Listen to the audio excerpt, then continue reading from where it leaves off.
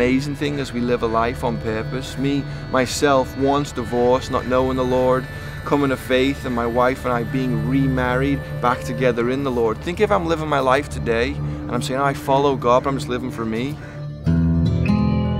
I mean, what am I browsing on the computer? What's going to come to my mind? What am I doing with my money? What am I doing with my time? Is it going to help my marriage? I'm just cruising about, living for myself. What I'm saying is, so many people come to church and want to follow God, but they never live their life on mission or on purpose. So their time on the internet, get caught up in bad things. Their time going to work gets wasted because they're not even there to be the light. They're not there to be a witness. The time of the things they focus on isn't all put under the covering of the gospel and making disciples and casting the net. So where do people end up? Living a life on purpose of following God, being a fisher of men, can transform your marriage, can transform your life. If I'm living on purpose saying, wow babe, God has called us to follow Him. He's invited us into this blessing of living for Him and sharing the gospel with you and sharing the gospel with whoever. Now, our money looks different because we say, well, we want to use this for the kingdom. See people come to faith.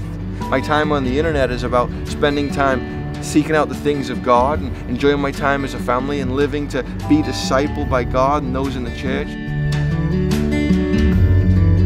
If we were to be sitting in a meeting today and I'm, the boss of whatever we're sitting in doing, you're working at maybe Target or Walmart, you're all my employees, I invite you in and say, there's a great retirement, we've got a budget, so all these things I've called you to do, and you all sit in a room and say, this is a good plan, I want to agree with this. And then I send you out, and as you go out, rather than work the floor, stack the clothes, or put away the groceries on the floor of Target or Walmart, instead you just walk out the door.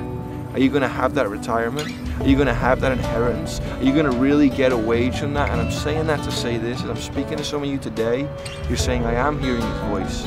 I do want to do the work of the Lord. I do see what He has done to me. And I'm not saying it's by your works, but I'm saying His sheep are hearing His voice. His sheep will follow Him. And Jesus said this, just as the Father sent me, so I also send you. Follow Jesus. Look to God, be forgiven, be baptized, and receive the Holy Spirit. Follow me, and I will make you fishers of men. His call to us today is to tell all those around to follow God, as we in turn call them to make fishers of men and disciples of them. And Jesus said this, He said, be not only hearers of the word, but be doers. What is my point today?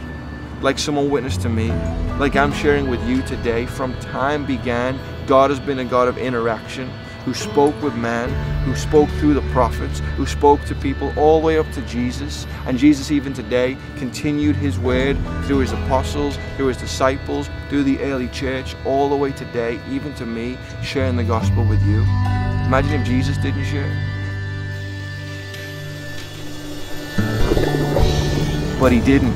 He shared why He came, He shared His love, and He shed the blood. And I'm here today to tell you, as you follow God in His grace, His mercy, and His power, and as you begin to live to other people, that alone will transform lives around you, transform our nation, and transform this world.